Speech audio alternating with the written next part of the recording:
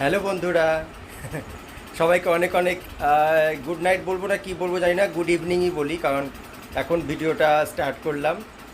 একটু বাইরে গেছিলাম ঘুরতে, তা ভাবলাম বাসায় এসেই করি, বাইরে সেরকম সময় পাইনি। এদিকে অভিলাষাকে দেখো, ও সেজেছে। কেমন লাগছে বলো অভিলাষাকে? দূরে যাও বাবা, দেখা সবাইকে, একটু আরেক দূরে যাও। হ্যাঁ, ছিল করে দাও সবাইকে। আর এই যে দেখো না, এই যে আসলাম, এখন আসার পরে যে ঘরে একটু ছোট খাওয়া দাওয়া হবে। আজকে একটু ইলিশ মাছ এনেছি, ভাবছি একটু খাওয়া দাওয়া।